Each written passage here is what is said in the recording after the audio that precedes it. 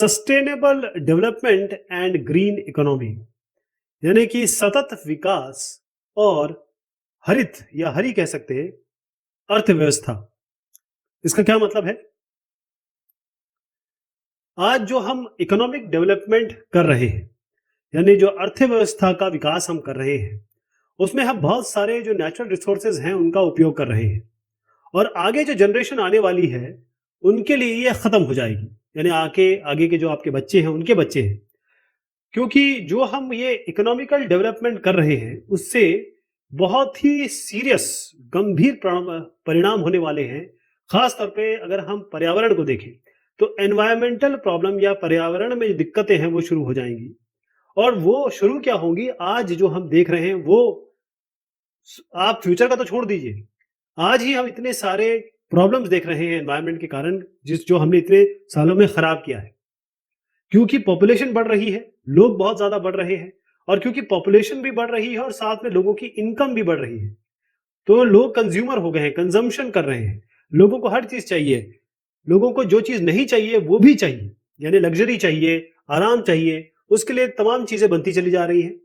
तो हो क्या रहा है कि जब लोग ज्यादा हो गए, इनकम ज्यादा हो गई, तो इनको क्या है, उनको सामान चाहिए, सामान चाहिए तो प्रोडक्शन बढ़ेगा, मैन्युफैक्चरिंग इंडस्ट्रीज लगेंगी। और जब भी ये प्रोडक्शन होगा या मैन्युफैक्चरिंग इंडस्ट्री लगेगी, इसका सीधा मतलब है कि जो प्राकृतिक संसाधन है, नेचुरल रिसोर्सेज हैं, उनका उपयोग किया जाएगा, उसको हम एक्सप्लॉइट करेंगे, उनका शोषण किया जाएगा। तो होता यह है, और हमें करना क्या है कि जो समाज है, हम और आपके जैसे लोग, उनको किसी तरीके से जो अनसस्टेनेबल डेवलपमेंट स्ट्रेटेजी है, यानी कि जो सस्टेनेबल है उसको तो हम सतत सतत विकास की स्ट्रेटेजी कह सकते हैं, लेकिन जो नहीं हो रही है, जो अनसस्टेनेबल है, ऐसे विकास हम जो कर रहे हैं, ऐसा इकोनॉमिक डेवलपमेंट कर रहे हैं जिससे आगे चल के हमें नुकसान पहुंचने वाला है, उनको हमें परिवर्तित करना है, उनको चेंज करना है।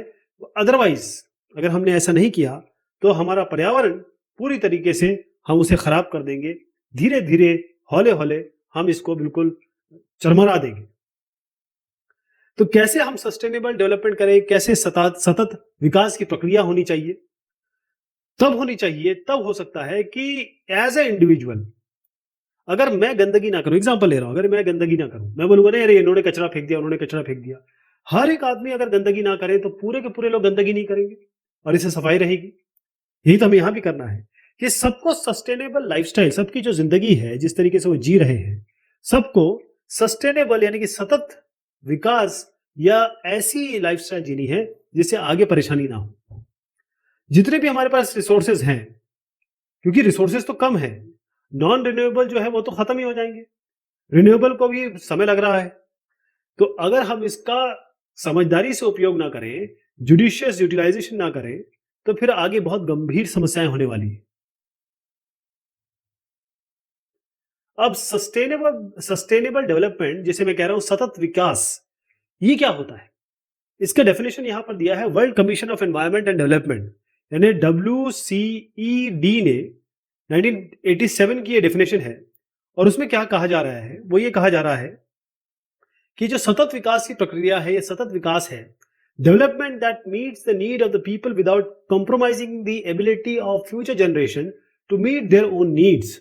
सीधे से मतलब ये है कि आज जो मैं कर रहा हूं, आज मैं जो खा रहा हूं, आज जो मैं उपयोग कर रहा हूं, चाहे नेचुरल रिसोर्सेज हो या रिन्यूएबल हो, ऑर्गेनिक हो, इनऑर्गेनिक हो, जिस भी कैटेगरी की आप बात करें, आगे चल के मेरे बच्चे, उनके बच्चे, उनके लिए भी वो सब चीजें अवेलेबल होनी चाहिए। मतलब आगे की जो जनरेशन, फ्यूचर जनरेशन है, उनकी नीड्स, उनकी जरूरत भी पूरी होनी चाहिए। ये सस्टेनेबल डेवलपमेंट का मतलब होता है। तो इसमें हम क्या करेंगे, जैसे एग्जांपल लीजिए, सस्टेनेबल एग्रीकल्चर है। अब सस्टेनेबल एग्रीकल्चर का मतलब ये होता है कि हम इस तरीके से एग्रीकल्चर करें, ऐसी कृषि करें, ऐसे पर्यावरण के दोस्त या पर्यावरण के फ्रेंडली तरीके अपनाएं फार्मिंग के, ताकि जो प्रोडक्शन है एग्रीकल्चर क्रॉप का, चाहे एग्रीकल्चर क्रॉप की बात करें, चाहे लाइफ स्टॉक की बात करें, लाइफ स्टॉक होते हैं जानवर, जैसे बकरा हो गया, आपके गाय हो गया, कैटल हो गया, भैंस हो गया। तो अगर आप, चाहे आप एग्रीकल्चर क्रॉप उगा रहे हैं, कृषि कर रहे हैं, या लाइफ स्टॉक जानवर पाल रहे हैं, उनका इस तरीके से आप, आज हमको जो भी फार्मिंग के तरीके हैं वो सारे के सारे फ्रेंडली होने चाहिए, किसके, एनवायरमेंटल फ्रेंडली होने चाहिए, एनवायरमेंट फ्रेंडली का मतलब यह है कि पर्यावरण को नुकसान नहीं पहुंचानी चाहिए, किसी भी इंसान को, किसी भी नेचुरल सिस्टम को ये नुकसान ना पहुंचाए। तो इसमें क्या करना होगा? पहली चीज, जरूरी क्या हो जाता है इसमें? पहली चीज तो ये है कि आप कोई भी ऐसी चीज ना यूज करेंगे जिसमें केमिकल का उपयोग होगा, क्योंकि केमिकल अल्टीमेटली हमारे फूड चेन में या फिर हमारे जो इकोसिस्टम है, हम उसमें से जाके वो बैठ जाएगा और फिर हम उसको उपयोग करने लगेंगे तो आगे चल के वो नुकसान पहुंचाएगा। चाहे जमीन में जाके बैठे, चाहे पानी में मिल जाए, चाहे बायोडिवर्सिटी में।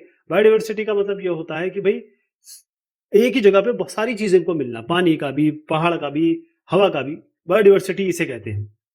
तो जैव विविधता, तो बायोलॉजिकल डाइवर्सिटी या बायोडिवर्सिटी, ये एक शब्द आ रहा है इसमें। तो जैव विविधता क्या होती है, बायोडिवर्सिटी होता क्या है? अगर इसको देखा जाए तो इसमें क्या होता है कि जितने भी प्लांट हैं या एनिमल है, उनकी जितनी भी स्पीशीज हैं, वो एक जगह पे मिले आपको और वो विविधता मिले, इनकी वैरायटी मिले। मान लीजिए कोई किसी जगह पे कोई स्पीशीज आपने ऐसा किया कि वो खत्म होने लगी, एंडेंजर्ड हो गई, आप चाहे उनको उनका शिकार कर रहे हो, चाहे उनके खाने में ये जहर मिला रहे हो, एक ही बात है। तो वो बायोडिवर्सिटी खत्म हो जाएगी, कहीं कुछ जो जानवर या प्लांट्स मिलने वाले हैं वो नहीं मिलेंगे आपको। तो आप चाहे छोटी सी जगह पे ले ले, चाहे रीजन में ले ले, चाहे कंट्री, चाहे वर्ल्ड की बात में कर ले। तो बेसिकली क्या है कि जो इकोसिस्टम है, यानी हमारे जो पारिस्थितिकी तंत्र है, हम पूरे विश्व को लेके चल रहे हैं। और ये केवल जमीन की बात नहीं है, ये जमीन की बात नहीं है, पानी की बात भी है। मतलब लैंड एंड वाटर दोनों है इसमें, टेरेस्ट्रियल एक्वाटिक दोनों आता है।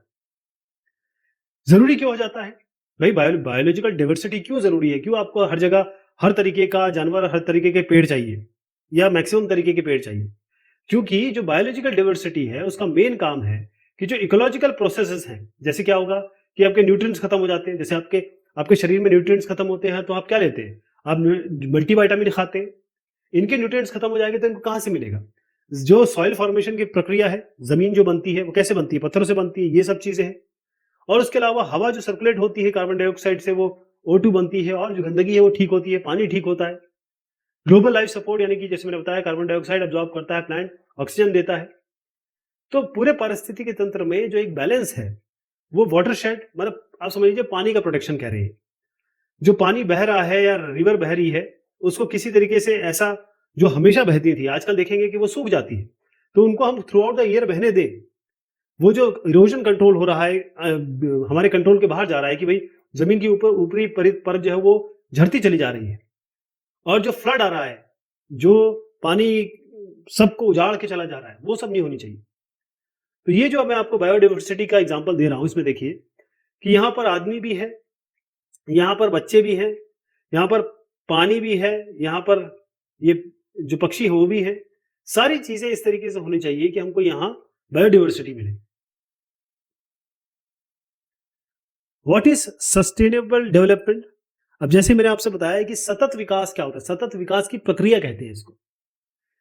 जैसे हमने पहले डिस्कस किया कि भाई सस्टेनेबिलिटी का मतलब ये होता है कि इस तरीके से डेवलपमेंट करिए, डेवलपमेंट करिए। कोई नहीं कह रहा कि विकास की प्रक्रियाएं नहीं होनी चाहिए, विकास होनी चाहिए, लेकिन विकास इस तरीके से हो कि आज आपकी जरूरत पूरी हो तो वो कल भी हो, यानी कि आज से 50, 100, 1000 ऐसे साल बाद भी जो हमारी नई जनरेशन आएगी, आती रहेगी, फ्यूचर जनरेशन तो आती रहेगी, आपके बच्चे होंगे, फिर उनकी शादी होगी, फिर उनके बच्चे होंगे।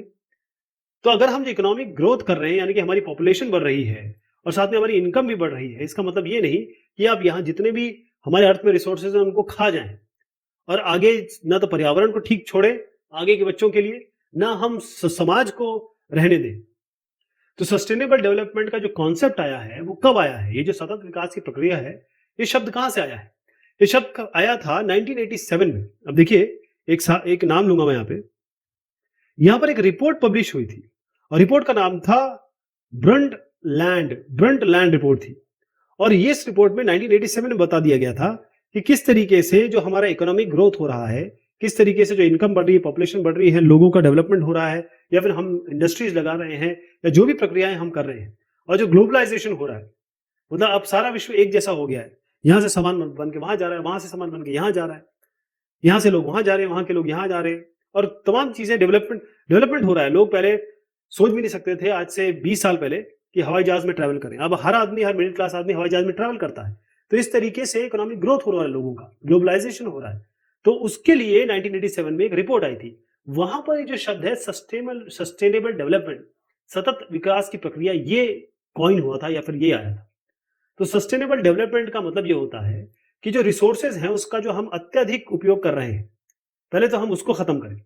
हमको रिसोर्सेज, संसाधन, चाहे वो कोई भी हो, रिन्यूएबल हो, नॉन रिन्यूएबल हो, चाहे वो ऑर्गेनिक हो, मेटालिक हो, नॉन मेटालिक हो, जो जो भी रिसोर्सेज हैं, चाहे हमें अर्थ दे रहा है, मदर अर्थ, या फिर हम खुद पैदा कर रहे हैं, इनको हमको कम करना चाहिए। जो भी सामान है, हम उसको रिसाइकल करें, हम उसको रीयूज करें। जो भी साइंटिफिक मैनेजमेंट है कि जो भी हो सकता है, जो भी बायो रिसोर्सेज हैं, जो भी हमें, बायो का मतलब ये होता है कि जहां पर लिविंग चीजें आ जाती है।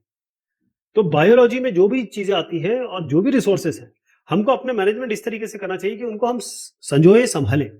जितने पेड़ हम लगा सके उतना अच्छा है। जितनी भी हम बिल्डिंग्स खड़ी कर रहे हैं, कंक्रीट जंगल खड़ी कर रहे हैं, उनके बीच में यहाँ पर पौधे लगाइए, पेड़ लगाइए। जितने पेड़ लगाएंगे उतना अच्छा है। और आपको प्लास्टिक जैसी चीजों का यूज बिल्कुल खत्म कर देना है। आपको बायोडिग्रेडेबल जो वेस्ट है, जो माइक्रो माइक्रो ऑर्गेनिज्म द्वारा या फिर किसी और प्रक्रिया से ये मिट्टी में या आप जिस भी कंपोनेंट में बने हैं उसमें टूट जाएंगे। तो नॉन बायोडिग्रेडेबल लाखों साल तक आपके साथ रहेंगे, उनको नहीं यूज करना है। और जो भी आप टेक्नोलॉजी आज डेवलप कर रहे हैं वो सारी की सारी एनवायरमेंटल फ्रेंडली होनी चाहिए, या ना पर्यावरण के साथ होनी चाहिए, पर्यावरण के विरुद्ध नहीं होनी चाहिए। नरेंद्र मोदी जी कहते हैं, the principle of common but differentiated responsibility is the bedrock of our enterprise for a sustainable development. यानी हमको सब साथ काम करना पड़ेगा, सबको कॉमन रिस्पॉन्सिबिलिटी लेनी पड़ेगी पूरे विश्व को, ऐसा उनका कहना है। सस्टेनेबल डेवलपमेंट गोल्स, ये जो एसडीजी है, यहां पर मैं फिर से यही दोनों चीजें लाना चाहूंगा। जो सस्टेनेबल डेवलपमेंट गोल है, जिसको हम एसडीजी कह रहे हैं, गोल मतलब होता है लक्ष्य। सस्टेनेबल डेवलपमेंट मैंने जैसे बताया सतत विकास की प्रक्रिया। तो सतत विकास की प्रक्रिया के जो लक्ष्य हैं, जिसको हम ग्लोबल गोल्स भी कह रहे हैं, जिसको हम जीजी ग्लोबल गोल भी कहेंगे, इसका मतलब क्या है? इसका मतलब यह है कि पूरे विश्व के लिए कॉल है, सबके लिए एक कॉल है कि भाई पहले तो आप पॉवर्टी हटाइए, देश पूरे विश्व को बचाइए। मतलब पूरे प्लेनेट की बात हो रही है, अर्थ की बात हो रही है। और ये देखें कि लोग जो हैं खुश रहें, यानी कि पीस में रहें, लड़ाई झगड़ा ना हो, और साथ में प्रॉस्पेरिटी हो, सबको वो सब चीजें मिले जो वो चाहते हैं। तो आप ये देखिएगा, ये जो आप यहाँ पर एक ग्रिम्स देख रहे हैं, वो सारी चीजें इस एसडीजी में आती है। जैसे मैंने बताया, जो एसडीजी है उसको लॉन्च कब किया गया था? इसको लॉन्च किया गया था यूनाइटेड नेशन का जो सस्टेनेबल डेवलपमेंट समिट हुआ था, न्यूयॉर्क में हुआ था, और ये हुआ था सितंबर 2015 में। और यहां पर 2030 एक एजेंडा बनाया गया था सस्टेनेबल डेवलपमेंट के लिए। तो जो 2030 एजेंडा है, और इसके जो यहाँ पर आप देख रहे हैं 17 गोल्स, ये जो यहाँ पर प्रदर्शित किए हैं मैंने, ये एसडीजी जो यहाँ पर है, ये 17 जो सस्टेनेबल गोल है, उसको 2015 में पूरे वर्ल्ड लीडर ने, पूरे विश्व के जितने बड़े बड़े नेता थे, उन्होंने अडॉप्ट किया। और एक रास्ता, यानी कि रोड मैप था, किस तरीके से हम ये सब चीजें पाएंगे, कैसे हम इसको अडॉप्ट करेंगे, कैसे हम इसको फलीभूत करेंगे कि हम किसी तरीके से सस्टेनेबल डेवलपमेंट भी करें, सतत विकास भी हो, जहां पर कोई भी बेचारा गरीब ना रहे, ना छूटे, लेकिन साथ में हम ये भी देखें कि पर्यावरण या बाकी चीजों को नुकसान ना हो। तो इसमें बहुत सारी चीजें थी, एक एक करके अगर मैं बताऊं आपको, तो ये जो एसडीजी है, इसमें जो एसडीजी है वो इसलिए बनाया गया था कि पहली चीज तो ये है कि भाई जो बिजनेस चल रहे हैं, गवर्नमेंट, सरकार और जो सोसाइटी, समाज, यहां पर मेन ऑब्जेक्टिव ये है कि भाई पॉवर्टी को घटाना है, सारी जेंडर इक्वालिटी करना, मतलब जो गरीबी है उसको हटाना है, औरत मर्द दोनों समान हो, पानी का इस्तेमाल, एनर्जी का इस्तेमाल, क्लाइमेट का जो चेंज हो रहा है, और जो जैव विविधता है यानी कि बायोडिवर्सिटी है, इन सब पे ध्यान देना है हर देश को।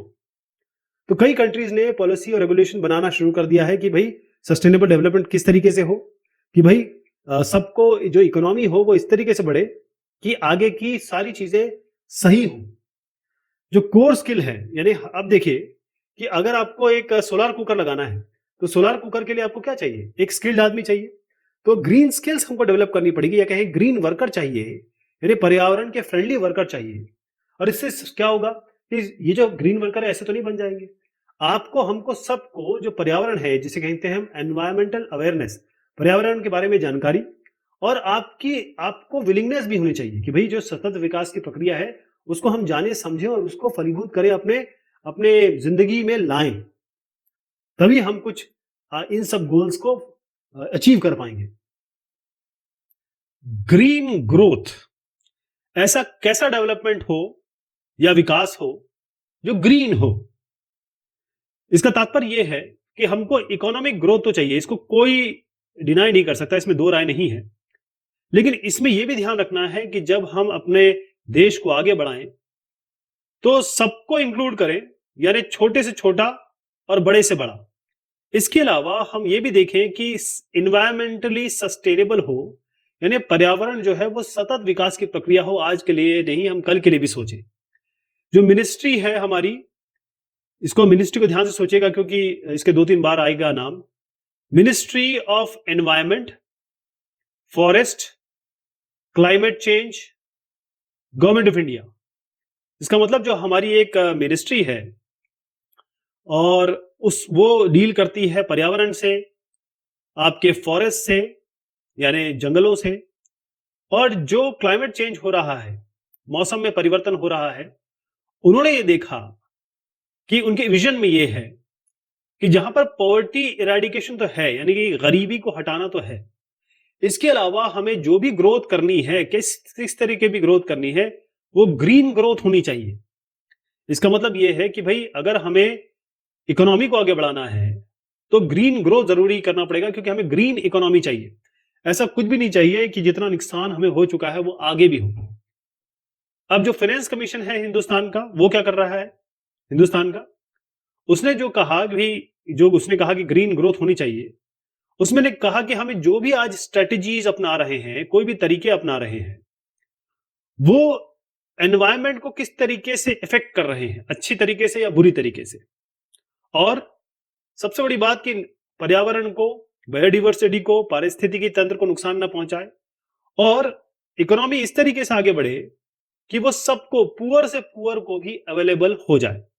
वल्नरेबल ग्रुप्स, वल्नरेबल ग्रुप्स मतलब होता है जो जो बेचारे, जिनको डर रहता है या जो हमेशा कमजोर होते हैं या कमजोर रहे हैं।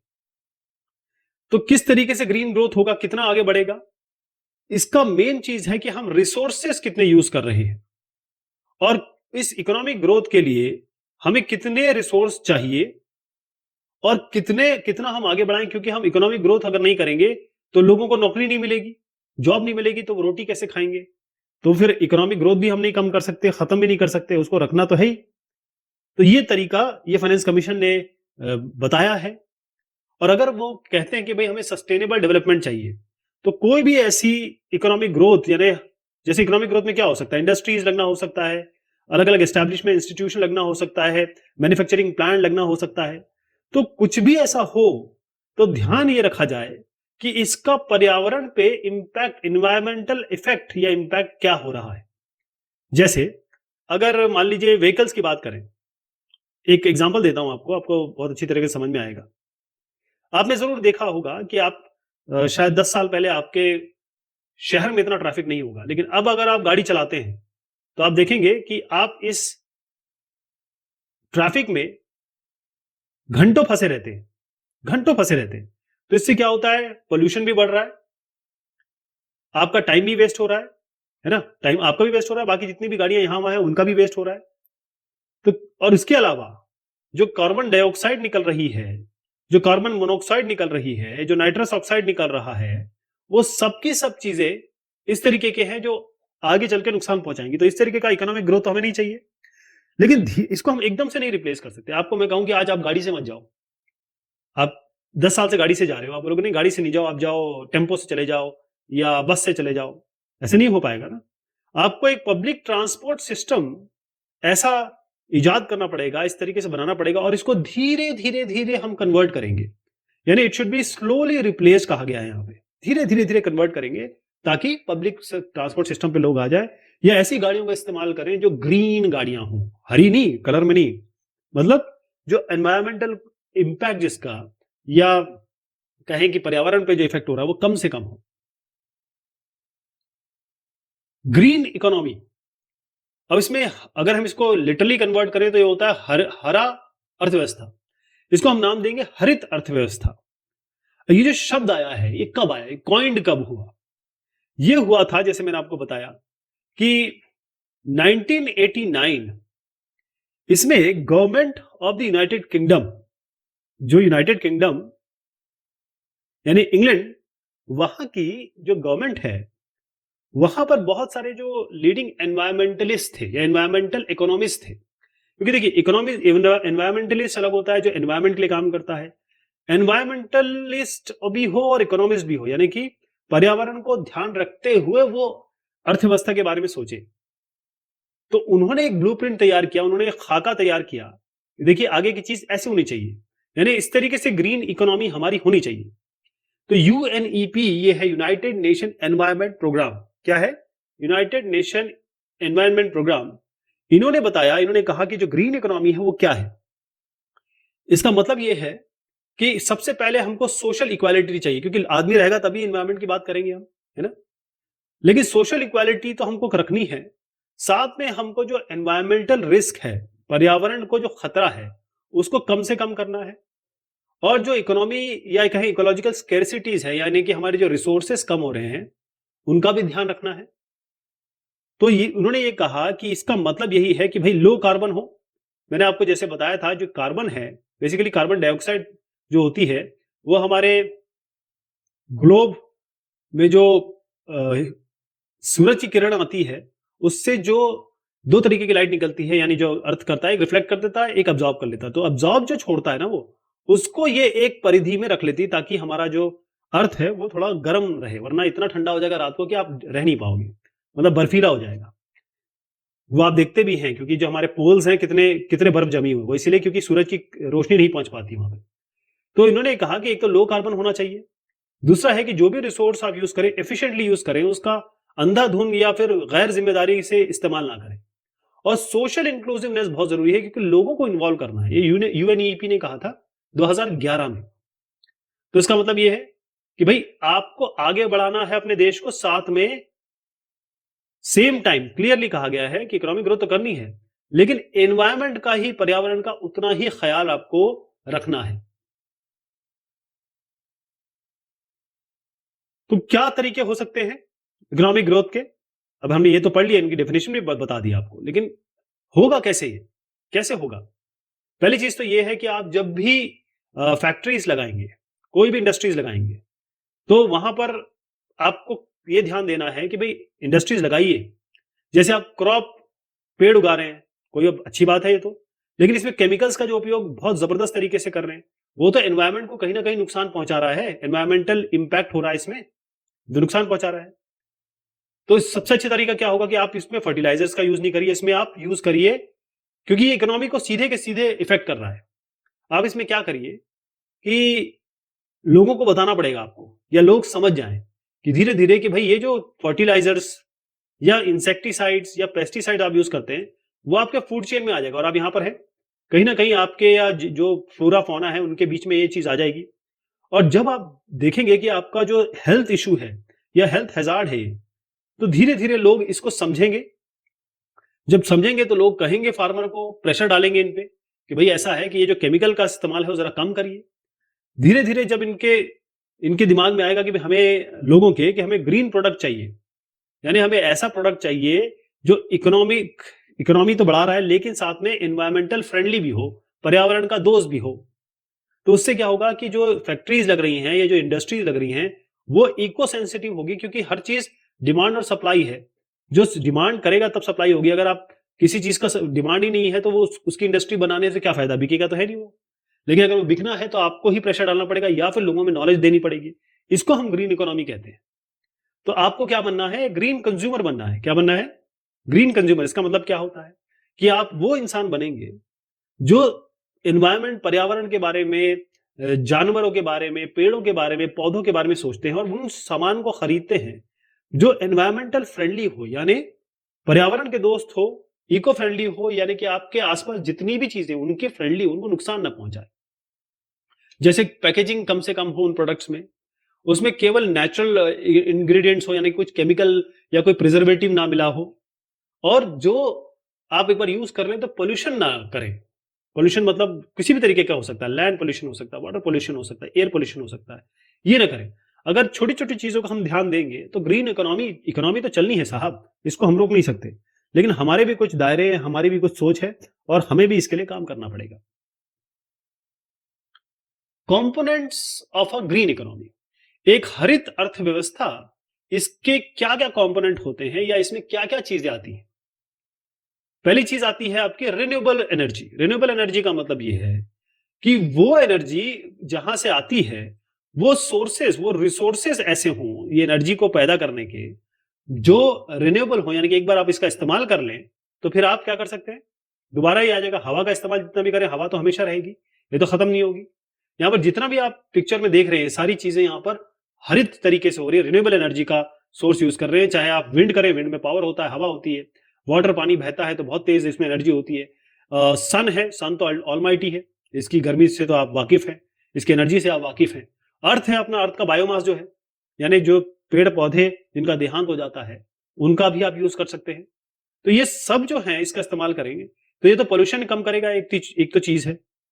अब हिंदुस्तान की एक तारीफ करनी पड़ेगी, जितने 10 टॉप कंट्रीज हैं जो रिन्यूएबल एनर्जी के प्रोडक्शन करते हैं, जैसे सोलार से रिलेटेड सोलार कुकर हो गया, सोलार बैटरीज हो गया, विंड से रिलेटेड या विंड मिल हो गया और बायोमास हो गया।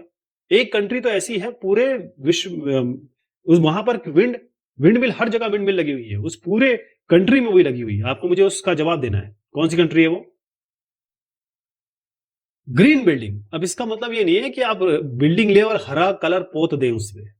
ग्रीन बिल्डिंग का मतलब ये है कि एक ऐसी बिल्डिंग जिसका जब जब ये चले, जब इस पे काम हो या आप इनमें काम करें, तो इसका कंस्ट्रक्शन कुछ इस तरीके से हो, साथ में जब ये लोग इसमें आके काम करना शुरू करें, मतलब ये ऑपरेशनल हो जाए, यानी ऑपरेशनल जब हो जाए तब इसमें एनर्जी, वाटर और जितने भी रिसोर्सेज, संसाधन है, उनका बहुत जुडिशली, समझदारी से उपयोग किया जाए। और साथ में वेस्ट जो हो, गंदगी जो पैदा करें आप, यहाँ जो भी लोग हों या ये जो बिल्डिंग पैदा करती है, वो भी कम से कम हो। इसको हरी बिल्डिंग कहते हैं, हरित बिल्डिंग कहते हैं। मतलब ये बिल्डिंग, एक बिल्डिंग से इतना गर्दा पैदा होता है, इतनी गंदगी पैदा होती है और इतना पावर यूज होता है कि आप पूछिए मत। और हम अगर 10-10% भी सारी बिल्डिंग कम कर दे तो आप सोचिए विश्व का क्या क्या रूप हो जाएगा। उसके बाद आता है ट्रांसपोर्ट। ट्रांसपोर्ट देखिए, होता यह है कि हम हमारे घर में, हम हैं, मैं खुद क्या बता रहा हूं, किसी के पास भी अगर 4 लोग घर में हैं तो 4 गाड़ियां होंगी, है ना? एक कार होगी, एक बाइक होगी, साइकिल से तो हमारा कोई लेना देना नहीं है ना? सबको आराम चाहिए। तो ये जो ट्रांसपोर्ट सिस्टम है, खासतौर पे ये वाले जो हैं, ये इतना नुकसान पहुंचाते हैं एनवायरमेंट को कि जिसकी कोई हद नहीं है। अब इतना नुकसान ये पहुंचा रहे हैं तो हमें कोशिश ये करनी पड़ेगी कि सस्टेनेबल ट्रांसपोर्ट सिस्टम चाहिए, जिसका एक तो कॉस्ट भी कम हो ताकि सब ले सके, क्योंकि कॉस्ट ज्यादा होगा तो फिर कौन लेगा। दूसरा ये है कि लोग इधर से उधर जा सके। पता चला कि अगर आप इलेक्ट्रिक साधन ले आए, वो केवल 10 किलोमीटर या 20 किलोमीटर चलता है एक चार्ज पे, तो आप क्यों लेंगे उसको? जाएंगे, वापस नहीं आ पाएंगे। और एनवायरमेंट को कम से कम ये नुकसान पहुंचाए, ये हमें आगे के लिए सोचना है। और आप ही लोगों को सोचना है, क्योंकि आप ही आगे की जनरेशन है ना? जो 60-70 के हो गए वो हो गए, अब आपको सोचना है। वाटर मैनेजमेंट, पानी, किसी ने कहा है कि, मुझे वो याद नहीं आ रहा है, बड़ा अच्छा कथन कहा कि बिन पानी सब सून, ऐसी कोई लाइन कही थी और बड़े दिमाग में बैठी हुई है कि भाई अगर आपका पानी नहीं होगा और पानी में आप पोल्यूशन कर देंगे, गंदा पानी, जैसे मैंने आपको ये अभी ट्रांसपोर्ट सिस्टम को बताया, पानी का भी बताता हूं आपको। हमको पानी एक एक बूंद बचाना है। हम नहा रहे हैं, घंटों घंटों नहा रहे हैं, गाड़ियां धो रहे हैं, हर दिन गाड़ियां धो रहे हैं, तो गाड़ी गंदी रहेगी तो क्या नुकसान हो जाएगा, लेकिन पानी का जो नुकसान हो वो हर दिन वो क्या होगा। पानी जो भी है उसको रिसाइकल करिए, इस्तेमाल करिए, ताकि दूसरों को वो यूज में आए। वेस्ट मैनेजमेंट, हम करते क्या है, एक काली पॉलिथीन लेंगे और उसके बाद क्या करेंगे, वो काली पॉलिथीन लिया, उसमें सारा कचरा डाल दिया, उसको बंद करके बाहर रख दिया, और फिर कचरे वाले को फोन किया, अरे भाई साहब आपने कल उठाया नहीं। अरे साहब इसमें आपने क्या क्या डाल रखा है, इसमें कांच भी है, इसमें आप घर के पपीता काटा उसका भी बीज है, सब कुछ है। तो आप देखिए, जो भी आप गंदगी करते हैं, वेस्ट करते हैं, वो लैंड, वाटर, एयर पोल्यूशन करता ही करता है। तो इसके लिए आप सेपरेट करिए, ड्राई वेस्ट और जो वेट वेस्ट है उनको अलग करिए। और सबसे बड़ी बात, 3 R's का इस्तेमाल करिए, यानी रिड्यूस, रीयूज और रिसाइकल करिए। कम से कम इस्तेमाल करिए, जो भी चीज़ है उसको दोबारा उपयोग करने की कोशिश करिए और रिसाइकल करिए बार-बार। चीज़ों का प्रोडक्शन, मैन्युफैक्चरिंग वो गलत है, उससे बहुत ज़्यादा रिसोर्सेज़ यूज़ होते हैं। फिर बात आती है लैंड मैनेजमेंट की। लैंड हम कई चीज़ों के लिए यूज़ करते हैं। रहने के लिए जंगल है लैंड पे, फैक्ट्रीज़ है, घर रोड है। तो ग्रीन इकोनॉमी की जहाँ तक बात आती है, हम यहाँ पर इस तरीके से यूज़ करें या इस ज़मीन का ऐसा इस्तेमाल करें, ऐसे नहीं बस बड़ा-सा ज़मीन दे दी और उसमें तमाम तरीके की चीज़ें हो रही हैं। आपके बिल्डिंग है, चलिए बिल्डिंग बनाना ज़रूरी है, रहेंगे कहाँ लोग? पेड़ लगाइए इनके बीच में, साफ-सुथरा रखिए इनको, गंदगी ज़मीन पे मत डालिए और प्रॉपर यूसेज हो। ऐसा नहीं कि किसी को ज़्यादा एक आदमी है जिसके पास 100 एकड़ में अकेला रह रहा है, एक बेचारा 1 एकड़ में 100 लोग रह रहे हैं, है ना? कहने का मतलब ये है कि जो हरित अर्थव्यवस्था है, वो कम से कम रिसोर्सेज यूज़ करती है, इससे मतलब बिल्कुल मिनिमम, एकदम मिनिमम। पॉल्यूशन कम करती है, प्रदूषण कम करती है और साथ में सबके ग्रोथ की बात करती है, सब छोटे से छोटा, बड़े से बड़ा। Skill development for green economy. अब आप बोलिए कि आपका माइक्रोवेव, चलिए आप माइक्रोवेव नहीं, बाइक कह लेते हैं। माइक्रोवेव सबके घर में नहीं होगा। तो बाइक खराब हो गई या स्कूटर खराब हो गई, साइकिल खराब हो गई, तो आप क्या करते हैं? आप खुद ठीक कर सकते हैं? मैं नहीं मानता। कुछ लोग कर सकते होंगे, लेकिन आपको सीधा मिस्त्री के पास जाना पड़ता है। या माइक्रोवेव के लिए आपको सैमसंग या एलजी वाले को फ़ोन करता है, "सर वो माइक्रोवेव गरम करना बंद कर दिया सर, आ जाइए।" ये तो करते हैं। तो आपको एक आदमी चाहिए जिसके पास ये स्किल हो, वही तो ठीक करेगा। तो जब हम हरित अर्थव्यवस्था की बात करते हैं, तो हमारे पास क्या होना चाहिए? हमारे पास वो लोग होने चाहिए जो जिनके पास ये स्किल हो। अगर आप कहें सोलर कुकर कैसे चलता है, कौन कौन बता पाएगा? विंडमिल इंस्टॉल करनी है, कौन कर पाएगा? तो हिंदुस्तान के पास जो आज चैलेंज है या फिर किसी भी देश के पास जो चैलेंज है, वो ये है कि जो फूड है, खाना, सबसे पहली बात खाना, उसके बाद पानी, वाटर, उसके बाद जितने भी गुड्स एंड सर्विसेज एसेंशियल हमारी ग्रोइंग पॉपुलेशन को देना है। हम हमारा मेन एम क्या है कि भाई पहले तो पॉवर्टी को या फिर गरीबी को खत्म करें और साथ में हम ये भी देखें कि भाई सतत विकास की प्रक्रिया हो, यानी कि आगे के लिए भी हमारे पास रिसोर्सेज रहे। तो जरूरी ये हो जाता है कि हमको ग्रीन जॉब्स बनाने पड़ेंगे। और ग्रीन जॉब्स क्यों है? क्योंकि हम जिस तरीके से सोच रहे हैं कि अनसस्टेनेबल ये ग्रोथ या अनसस्टेनेबल डेवलपमेंट से हम सस्टेनेबल डेवलपमेंट की तरफ जाना चाह रहे हैं। यानी हम ये चाह रहे हैं कि भाई ऐसे ऐसी जगह जाएं। अभी हम सब सब अपना भी नुकसान कर रहे हैं और पूरे प्रकृति का नुकसान कर रहे हैं। हमको ऐसी जगह जाना है, ऐसे इकोनॉमी में भी जाना है जो सबके लिए अच्छा हो। तो यहां पर मैं ग्रीन जॉब की बात करूंगा। ग्रीन जॉब ये हो सकता है कि भाई कहीं भी यूज हो सकता है, चाहे गवर्नमेंट में हो, चाहे एजुकेशन में हो, चाहे ऑर्गेनाइजेशन में हो, ग्रीन जॉब हर जगह है। ग्रीन जॉब की कुछ रिक्वायरमेंट होती है। जैसे पहले मैं आपको ये चित्र के बारे में बाद में बताऊंगा। पहले आप समझ लीजिए कि एक फार्मर, क्योंकि देखिए रोटी के बगैर तो हमारा काम नहीं चलता, हम किसानों के बगैर तो नहीं रह सकते। तो साहब ये एक फार्मर है। अब इनको अगर बताया जाए, ये तो अपना ट्रेडिशनल खेती कर रहे हैं, जिस तरीके से खेती करते चले आ रहे हैं वो कर रहे हैं। इनके पास वही स्किल है, या फिर इन्होंने ना तो पढ़ाई लिखाई की है, अगर पढ़ाई लिखाई की भी है तो फिर ये अच्छी तरह जानते हैं कैसे करना, क्योंकि जो नहीं पढ़ाई लिखे किए होते हैं वो ज्यादा अच्छे से जानते हैं। लेकिन चक्कर ये है कि हमको इनको समझाना है कि भाई जो ग्रीन इकोनॉमी है, आपको ये करना, ये करना, ये करना है। तो इनकी स्किल बढ़ानी पड़ेगी कि नहीं बढ़ानी पड़ेगी? अब यहां पर इस चित्र को देखिए। यहां पर एक साहब दिख रहे हैं आपको। ये जो साहब हैं ये कौन है? ये आपके ग्रीन टेक्नीशियन है, या इनको ग्रीन इंजीनियर कह लीजिए।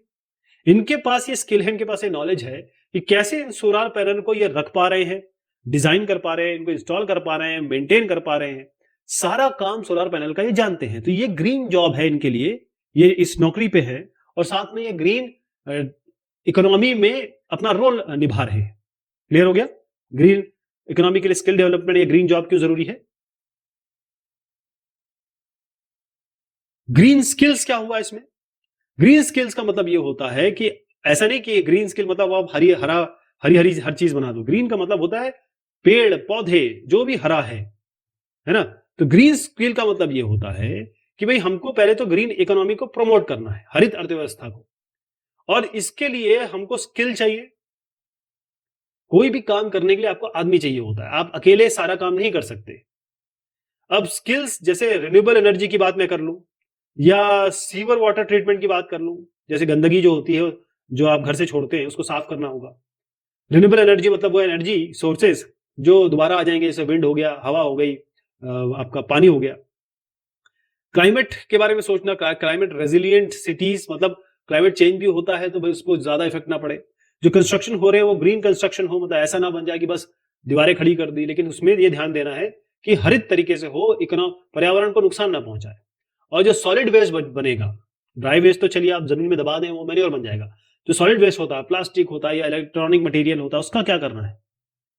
तो ग्रीन स्किल एग्रीमेंट ये क्या होता है?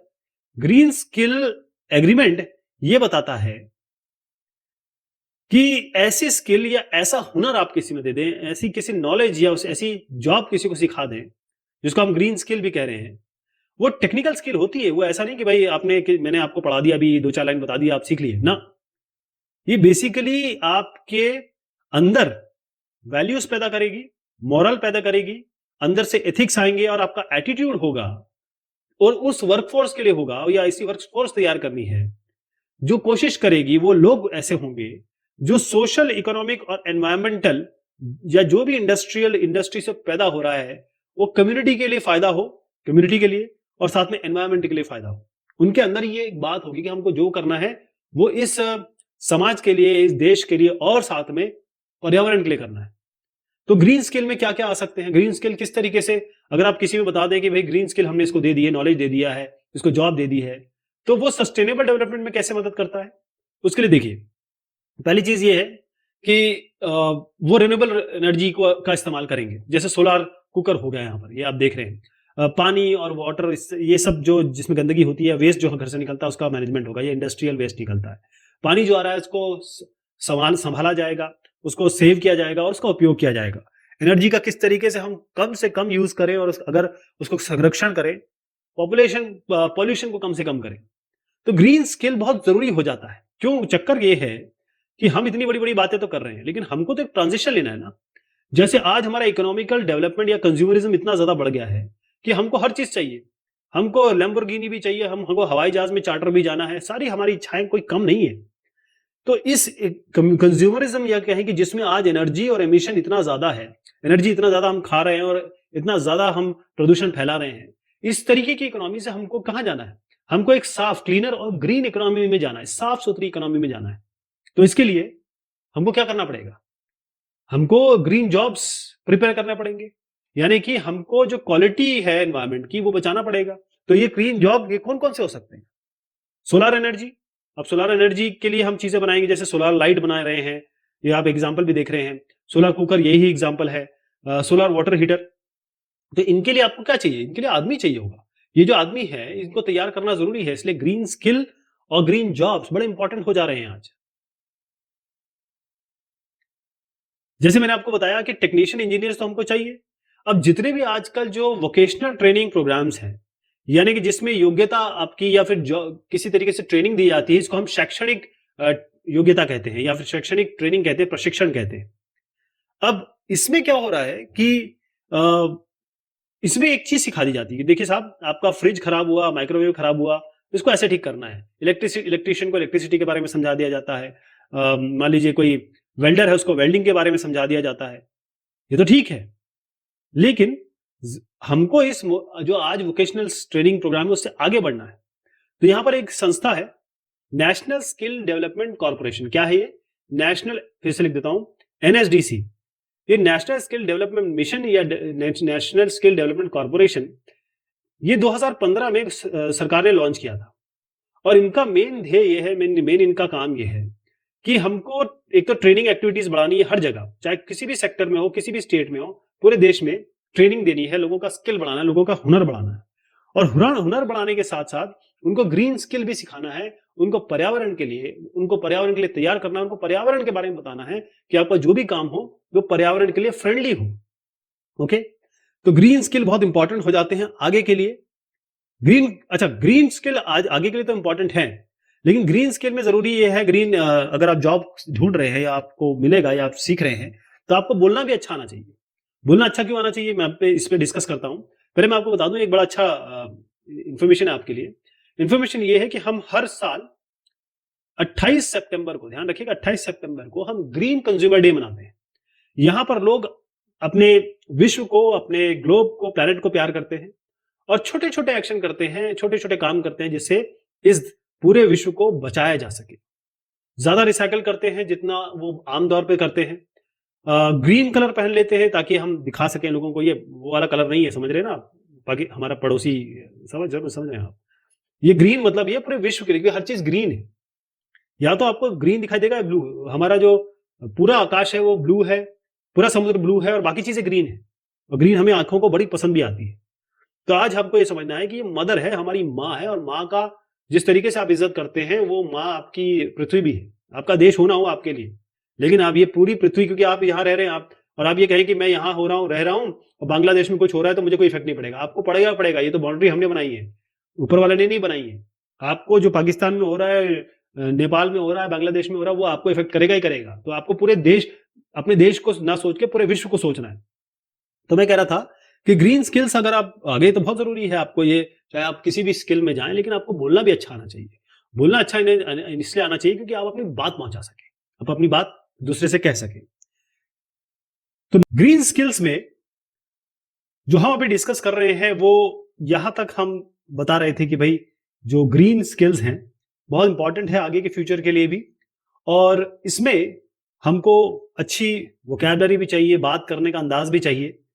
तो उसको हम आगे डिस्कस करेंगे कि भाई जो ग्रीन बिल्डिंग सेक्टर है, जैसे जहां पर आप काम करें और ऐसी बिल्डिंग बनाएं जो एफिशिएंट हो, ऐसी बिल्डिंग जो पावर भी कम कंज्यूम करती हो, जिसमें जो वेस्ट है वो भी कम निकलता हो। तो जो मिनिस्ट्री ऑफ एनवायरनमेंट है और फॉरेस्ट क्लाइमेट चेंज, जिसके बारे में हम पहले भी बात की, उन्होंने एक इनिशिएटिव लिया, और ये जो इनिशिएटिव है यहां पर देखिएगा वो है स्किल डेवलपमेंट का, यानी कि हुनर बढ़ाने का। और वो खास तौर पे एनवायरनमेंट के लिए, यानी कि आपके पर्यावरण के लिए।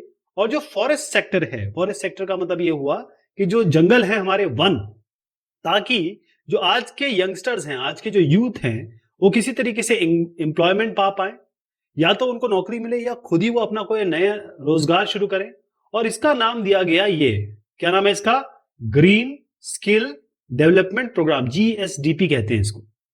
तो इसका मेन ये है कि लोगों को या लड़कों को या लड़कियों को आपको जिस तरीके से इस प्रोग्राम के तहत टेक्निकल नॉलेज दीजिए, उनको जानकारी दीजिए, प्रौद्योगिकी सिखाइए, और साथ में इनके दिमाग में ये भी चीज बिठाइए कि भाई आपको क्या करना है, सस्टेनेबल डेवलपमेंट की प्रक्रिया का ध्यान रखना है। तो एनवायरमेंटल चेंज जो हो रहा है, जो हमारा पर्यावरण बदल रहा है, जैसे हमारी ग्लोबल वार्मिंग हो गई, कहीं भी बरसात हो जा रही है, कहीं भी बर्फ गिर जा रही है बे टाइम, ये आज की जरूरत है कि भाई जो लेबर डिमांड है और स्किल सप्लाई सभी सेक्टर में हो। कहने का मतलब ये है कि अगर एनवायरमेंटल चेंज होगा तो ये समझ लीजिए कि ऑटोमेटिव जो गाड़ियां चल रही हैं उनमें भी कुछ परिवर्तन करना पड़ेगा। जो इलेक्ट्रॉनिक्स बन रही है, जैसे अगर आप कहते हैं कि भाई हम एसी ला रहे हैं, ये हमारा 5 स्टार का है या 6 स्टार का है, तो बेसिकली इसमें भी आपको ऐसे लोग चाहिए। चाहे पावर की बात करें, कंस्ट्रक्शन की बात करें, जो जो इकोनॉमी से रिलेटेड चीजें हैं या फिर कहें कि सेक्टर्स हैं, वहां पर एनवायरमेंटल चेंज के कारण जो लोग हैं जो इसको कर पाएंगे या इसको आगे बढ़ा पाएंगे, उसकी जरूरत है। तो ग्रीन स्किल का सारा मतलब यह हुआ कि वो सारी स्किल्स, वो सारे हुनर, वो सारे आपकी शिक्षा जो इकोनॉमिक डेवलपमेंट तो करेगी, यानी हमारी अर्थव्यवस्था को तो आगे बढ़ाएगी बढ़ाएगी, साथ में एनवायरमेंटल प्रोटेक्शन भी होगा, पर्यावरण का प्रोटेक्शन भी होगा, कंजर्वेशन भी होगा।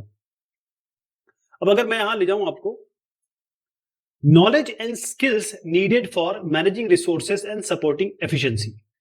अब मान लीजिए कोई भी एक बंदा है, अब किसी तरीके से, क्योंकि अगर हम ग्रीन इकोनॉमी की बात कर रहे हैं, ग्रीन स्किल्स की बात कर रहे हैं, या ग्रीन आप बिल्डिंग की बात कर रहे हैं, जो भी नाम ले लीजिए ग्रीन के साथ आप, है ना, इसमें ग्रीन कौन करेगा इसको? कोई ना कोई तो आदमी होगा, ऐसे तो बगैर आदमियों के तो कुछ भी नहीं होता है। तो यहां पर इनकी जरूरत है। तो इसमें जो नॉलेज है या वो स्किल है जो इस ग्रीन इकोनॉमी के लिए चाहिए, यानी कि जो जो आपको उसको हुनर देना है और जो जानकारी देना है, वो कैसे होगा? पहली चीज ये है, मैनेज नेचुरल रिसोर्सेस। पहली चीज ये है कि कोई भी आएगा, जैसे ये साहबी है, तो ये क्या करेंगे, आके देखेंगे या ये जानेंगे कि भाई किसी भी चीज का एनवायरमेंटल इंपैक्ट क्या हो रहा है। अगर हम कोई भी चीज बनाते हैं तो इसका पर्यावरण पे क्या क्या इसका इफेक्ट होने वाला है, प्रभाव क्या होने वाला है। और हमें उन टेक्नोलॉजीज का इस्तेमाल करना है, उन प्रौद्योगिकियों का इस्तेमाल करना है जो इन नेचुरल रिसोर्सेस को, ये जो प्राकृतिक हमारे संसाधन को कम से कम यूज करे। एक और चीज ये है कि हर चीज का रूल रेगुलेशन, जैसे हिंदुस्तान का एक कॉन्स्टिट्यूशन है, हर चीज का कॉन्स्टिट्यूशन होता है, या हर चीज का एक लेड डाउन रूल्स होते हैं, तो उसी तरीके से कि जो लेजिस्लेशन है या गाइडलाइंस है, जो चीजें एसओपी स्टैंडर्ड ऑपरेटिंग प्रोसीजर या इस तरीके से चीज दी है कि कैसे हम किसी भी वस्तु का सस्टेनेबल डेवलपमेंट करें या सस्टेनेबल यूटिलाइजेशन करें, उसका उपयोग ऐसे करें नेचुरल रिसोर्सेज का, कि ये सारी चीजें ध्यान में रहे। यहीं पर बात आती है सपोर्ट क्लाइमेट रेजिलियंस। इसका मतलब ये है कि क्लाइमेट चेंज कैसे होने वाला है, मतलब आज ये है तो कल क्या होगा, तो आपको प्रिडिक्शन होना चाहिए, आपको जानना चाहिए, प्रोजेक्शंस होने चाहिए कि भाई ये है तो ये होने वाला है। अगर हम कार्बन डाइऑक्साइड जो है या फिर गर्मी जो भी 1 2 या 3 की बात करते हैं, अगर उतनी पहुंच जाएगी तो क्या होगा, और उसके बाद हमको थोड़ा सा आगे के जो रिसोर्स हैं वो बचाने हैं, और उसके लिए हमको रिस्क मैनेजमेंट स्ट्रेटेजीज लगानी पड़ेंगी, यानी कि हमको कुछ ना कुछ ऐसा करना पड़ेगा, या ऐसे हमारे प्रबंधन होंगी या तकनीकें होंगी जिससे हम आगे के रिसोर्सेज की अवेलेबिलिटी रहे, आगे के संसाधनों की अवेलेबिलिटी हमारे आगे के जनरेशन के लिए, उस पर भी ध्यान देंगे। ये जो रेजिलियंस है, रेजिलियंस का मतलब ये होता है कि भाई क्लाइमेट कम से कम चेंज हो और वैसा ही रहे जैसा होना चाहिए, हमारी किसी भी एक्टिविटी या गतिविधियों के कारण चीजें खराब ना हो जाए। सपोर्ट रिसोर्स एफिशिएंसी का मतलब ये होता है कि ऐसे बिजनेस मॉडल्स बना, मतलब जो भी कोई बिजनेस कर रहे हैं, चाहे ऑटोमोटिव का कर रहे हैं, चाहे चाहे आप सॉफ्टवेयर का कर रहे हैं, कुछ भी कर रहे हैं, वो ऐसा बिजनेस मॉडल होना चाहिए जो जो एफिशिएंट हो, यानी एनर्जी बहुत ज्यादा खाता ना हो। उसके अलावा जो रिसोर्स यूटिलाइजेशन है, हम संसाधनों का उपयोग जो करें कम से कम करना है और वेस्ट कम से कम निकालना है। उसके अलावा सपोर्ट लो कार्बन इंडस्ट्री। मैंने जैसे कहा, कार्बन की सबसे बड़ी प्रॉब्लम यह है कि जो कार्बन डाइऑक्साइड निकलती है वो हमारे ग्रीन हाउस इफेक्ट को पैदा करती है, इसी कारण ग्लोबल वार्मिंग हो रही है। तो ऐसा करना है कि भाई जो रिन्यूएबल एनर्जी रिसोर्सेज हैं, जैसे पानी हो गया, हवा हो गई, या फिर सन एनर्जी हो गई, जिसे विंड सोलार वाटर कह रहा हूं मैं, वो सारी चीजें हमारे दिमाग दिमाग में ध्यान में हो, इसको हमें आगे बढ़ाना है। और ऐसी टेक्नोलॉजीज या इस तरीके की प्रौद्योगिकी को आगे बढ़ाना है जो कार्बन एमिशन कम से कम, कार्बन का जो फुटप्रिंट है वो कम से कम हो।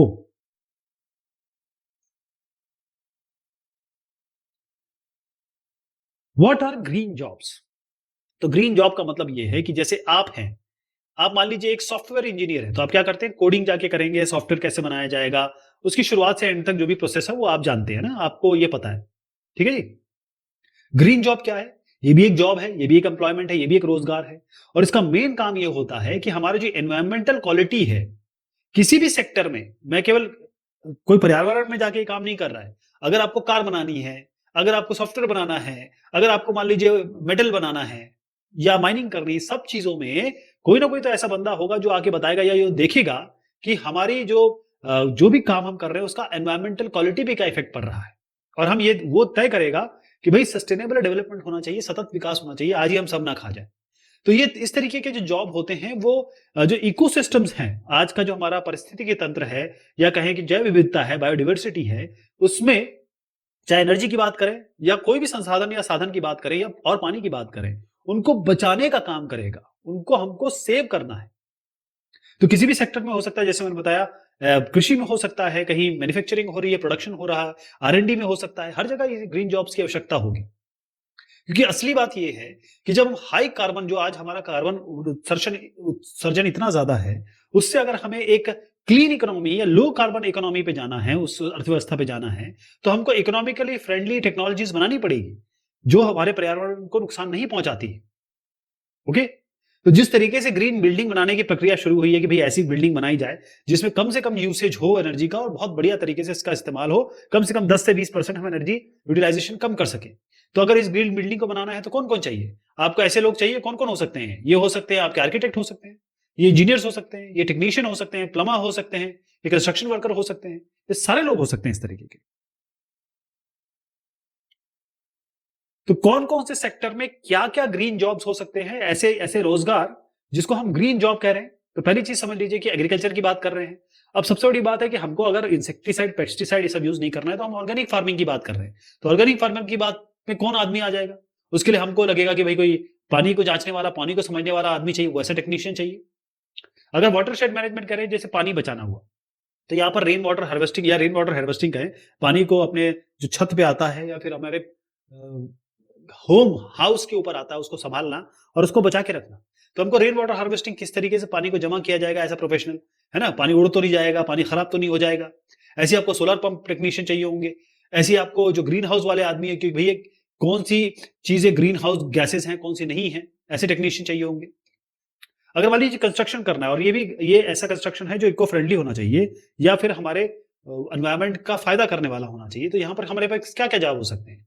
जैसे अगर हमको ऐसी बिल्डिंग बनाएं, ऐसा कंस्ट्रक्शन करें कि वहां पर कम से कम एनर्जी यूज हो, ऐसी इक्विपमेंट लगाएं कम से कम एनर्जी उसमें यूज हो। या फिर हम चाहते हैं कि भाई जो इसका ऑडिट करें, बाकायदा बिल्डिंग का ऑडिट करें और तरीका देखें कि भाई किस तरीके से इसकी जो एफिशिएंसी है वो बढ़ा सकें हम, जो भी इसमें पावर यूज हो रहा है।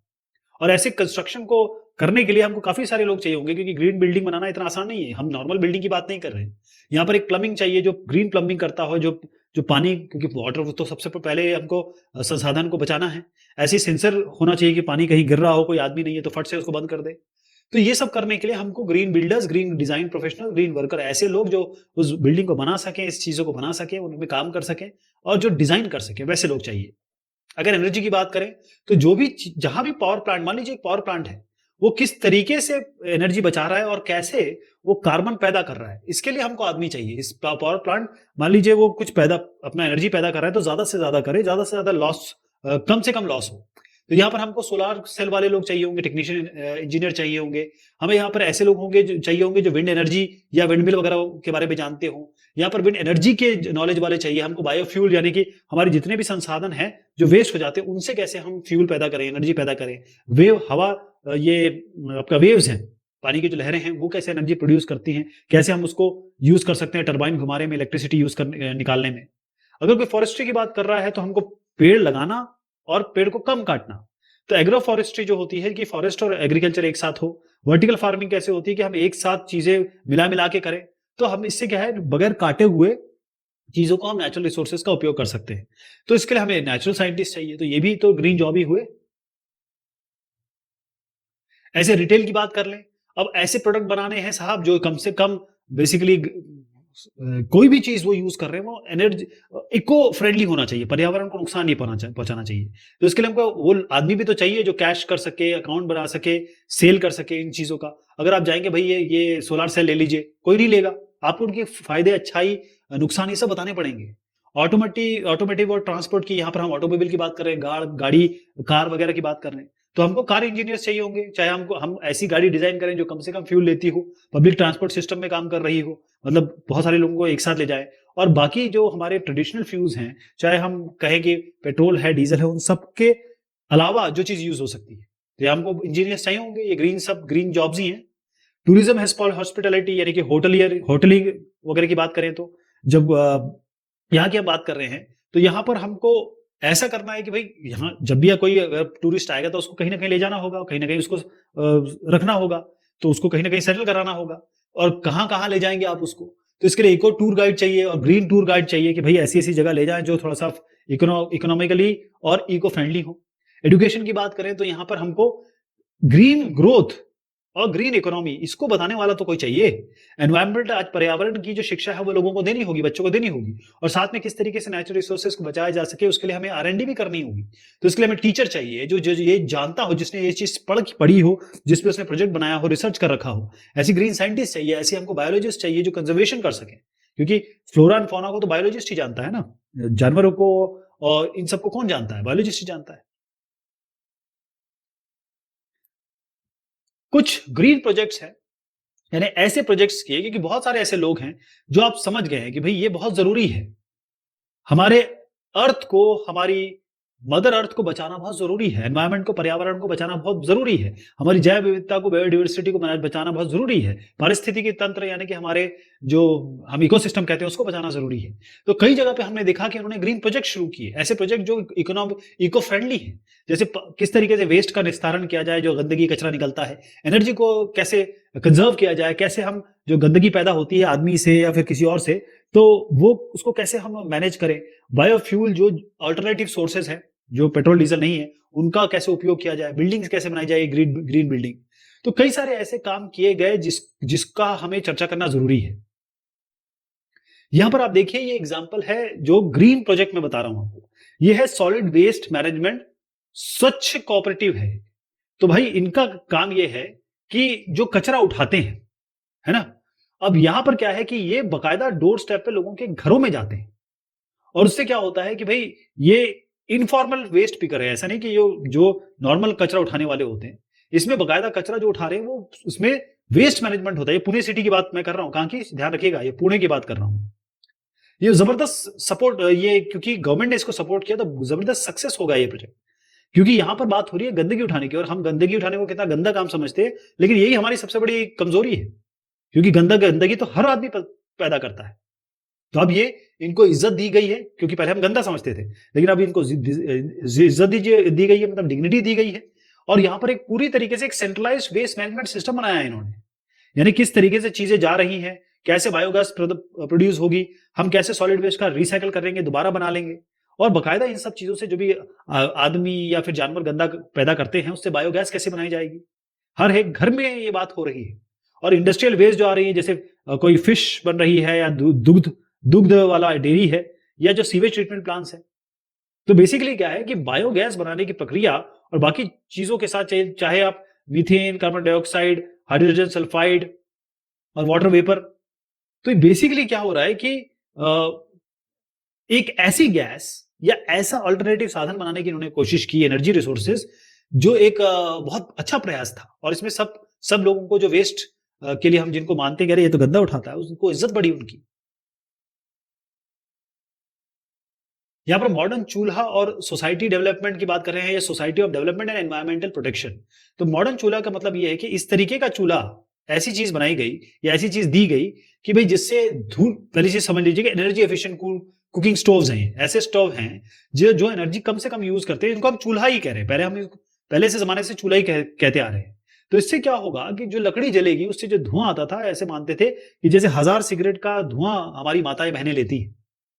तो जो society of development and environmental protection है, जिसको इन्होंने एक मॉडर्न डीईईपी बनाया। डीईईपी क्या हुआ? ये है development and environment protection, development and environmental protection. तो इन्होंने एक चूल्हा बनाया इसमें, और इन्होंने क्या किया कि बायोमास का यूज किया। बायोमास मतलब पेड़ लकड़ी जो मिलती है सूख जाती है, तो इससे क्या हुआ, और साथ में बहुत सारी चीजें, जैसे पहले जमाने में हम क्या करते थे, जो गोबर के उपले जलाया करते थे, तो इससे क्या हुआ, लकड़ी का इस्तेमाल कम से कम हो गया, 50% कम हो गया, और जो स्मोक निकलती थी, धुआं निकलता था, वो कम से कम हो गया। इससे एनवायरमेंटल को भी फायदा पहुंचा, पर्यावरण को, और लोगों की जो हेल्थ है उसमें भी नुकसान नहीं हुआ। तो यहाँ पर जो मेसन है, वेल्डर्स है, जो ये बेसिकली बनाएंगे इन चूल्हे को, उनको ट्रेन किया जाता है, तो इससे एम्प्लॉयमेंट भी बढ़ गया, लोगों को रोजगार भी मिल रहा है, और इसके अलावा एंटरप्रेन्योरशिप एक्टिविटीज भी बढ़ गई, अपॉर्चुनिटीज, जो नई नई चीजें बना सकते हैं, नया प्रोजेक्ट शुरू करते हैं, नया जॉब शुरू कर सकते हैं। ओके, देखिए 35,000 हाउस होल्ड से शुरू किया, ये सोलन डिस्ट्रिक्ट है हिमाचल प्रदेश का, 1995 में। अब सोचिए कितने पहले की बात है ये। Bio toilet by green solution foundation, अभी जो जीएसएफ है, जिसको मैं ग्रीन सोल्यूशन फाउंडेशन कह रहा हूं, इन्होंने ऐसा बायो टॉयलेट बनाया, इस तरीके का बायो टॉयलेट बना, और ये साफ सुथरा है। और इसको क्या किया जा सकता है, चाहे आप शहर में रख दें या फिर झोपड़पट्टी में रह दें, गांव में रख दें, जहां पर सीवेज सिस्टम नहीं है, जहां पर गंदगी है तो वह पड़ी रहती है जब तक वो सड़ ना जाए। तो अब इसका बकायदा एक सीवेज सिस्टम तैयार किया। इसमें जो डोनर्स हैं, मतलब जो लोग बेचारे इसमें काम कर रहे हैं, वो पैसा देते हैं, और ये ट्रेनिंग दी जाती है कि इस टॉयलेट का यूज कैसे किया जाए, इसको सर्विस कैसे दिया जाए, मतलब यहीं के लोगों को, जैसे एक क्षेत्र का है, उनको बताया जाता है। तो एक तो एम्प्लॉयमेंट भी बढ़ रहा है इससे, मैंने जैसे एंटरप्रेन्योरशिप अपॉर्चुनिटीज भी बढ़ रही है, क्योंकि लोग नए नए काम धंधे शुरू कर सकते हैं इसमें ना। तो जो बायोडाइजेस्टर टैंक है, वो बेसिकली क्या है कि एक इको फ्रेंडली टॉयलेट है, क्योंकि जो गंदगी जाएगी तो इसमें एरोबिक बैक्टीरिया है, वो क्या करता है कि जो ह्यूमन आदमी की जो गंदगी निकलती है उसको सही कर देता है, और उसका मैनेजमेंट ठीक से होता है, और फिर जो पानी निकलता है यहां से, उसको बकायदा इरिगेशन के लिए, मतलब सिंचाई के लिए यूज किया जा सकता है। तो पहली चीज तो ये है कि बार बार फ्लश जो हम करते हैं, पानी बहुत वेस्ट होता है जब भी हम टॉयलेट करते हैं, फ्लश करते हैं। सीवेज सिस्टम बहुत बढ़िया है, यानी कि जहां सीवेज सिस्टम नहीं है वहां की प्रक्रिया आसान हो गई, और उसके अलावा जो हम जमीन और पानी को गंदा कर रहे थे अपने वेस्ट से या किसी और वेस्ट से, वो बच गया। और इसके अलावा क्या होगा कि जो अनहाइजेनिक कंडीशन में लोग रहते थे, गंदगी में, पेशाब पखाने में रहते थे और वो बीमार होते थे, वो कम हो गया। अब हम सवाल और जवाब देख लेते हैं। Which of the following options describe a green economy correctly? Green economy का क्या मतलब है? अब इसमें ये जो उत्तर है मैंने बताए हैं। सबसे बड़ी बात है कि ग्रीन इकोनॉमी का मतलब ये होता है, क्या यूजेस लेस रिसोर्सेस, बहुत हद तक सही है। यूजेस मोर रिसोर्सेज, ये तो गलत हो गया। वेस्ट लेस आइटम, ये भी सही हो गया। वेस्ट मोर आइटम, ये गलत हो गया। तो अब which of the following option, अब इसमें ऑप्शंस का है, तो हम क्या करेंगे, लेस रिसोर्स और वेस्ट लेस आइटम, ये हमारा हो गया। तो हम इसे क्या करेंगे, इसमें से ये भी टिक कर देंगे, क्योंकि इन्होंने खुद कहा है कि हमको ऑप्शंस बताने हैं, एक से ज्यादा सही हो सकते हैं। अब शॉर्ट आंसर क्वेश्चन देख लेते हैं। What are green skills? Green skill क्या होती है? ग्रीन स्किल मतलब ये होता है कि आपको मैंने कुछ सिखाया, और ऐसा सिखाया कि आपको एनवायरमेंट के बारे में बताया, या आपको ऐसा तरीका समझा दिया कि आप उससे नौकरी भी पा सकते हैं। कहने का मतलब ये है कि ग्रीन स्किल्स वो हुनर होती है, वो जानकारी होती है, जिससे क्या होगा कि चाहे आप प्रोडक्ट की बात करें, सर्विसेज की बात करें, प्रोसेसेस की बात करें, ये इस तरीके से आपको सिखाए जाएंगे, बनवाने बनवाने के लिए आपको तैयार किया जाएगा कि जिसके लिए एनवायरमेंटल रूल होंगे या नेसेसिटीज होंगी एनवायरमेंट की, भाई अगर ये करना है तो हमको पर्यावरण का ध्यान कैसे रखना है। तो इससे क्या होगा कि हम किसी तरीके से आगे जो सतत विकास की प्रक्रिया है और जो रिसोर्स एफिशिएंट सोसाइटी है उसका जो हमारा एक सपना है वो पूरा हो पाएगा। और ये रिन्यूएबल एनर्जी की बात करें, वाटर मैनेजमेंट की बात करें, क्लाइंट रेजिलिएंट सिटीज की बात करें, ग्रीन कंस्ट्रक्शन की बात करें, या सॉलिड वेस्ट मैनेजमेंट की बात करें, यहाँ सब जगह आपको ग्रीन स्किल्स की जरूरत पड़ी होगी। हमेशा आपको आदमी चाहिए जिसको ये पता हो ये सारी चीजें, वही कर पाएगा। फिर वो ग्रीन स्किल जो सिखाएंगे बेसिकली वो ग्रीन जॉब्स में परिवर्तित होगा, और आपको ऐसे आदमी की जरूरत पड़ेगी। Give to examples of green skills that you can start learning from now. क्या क्या चीजें कर सकते हैं? सबसे इंपॉर्टेंट है कि भाई सोलर एनर्जी, सन तो कभी भी नहीं जाएगा, हमेशा उसकी गर्मी आती है, इससे खाना बनाइए, पानी गर्म करिए, या सोलर सेल से आप पानी गर्म कर सकते हैं। सोलर सेल से आप अपनी इलेक्ट्रिसिटी की थोड़ी बहुत रिक्वायरमेंट पूरी कर सकते हैं। हाइड्रो इलेक्ट्रिसिटी है, अब थोड़ा सा मुश्किल है इसमें, क्योंकि इसके लिए डैम वैम बनाना पड़ता है। तो बाकी चीजें भी और है, आप नॉर्मल जो सामने देख रहे हैं, बायोमास, बायोगैस और बायोमास तो कोई भी बना सकता है ना। बायोगैस का तैयारी कर सकते हैं, ये सब कर सकते हैं, जो हमने चैप्टर में देखा ना वो सब आप इसमें इंक्लूड कर दीजिएगा।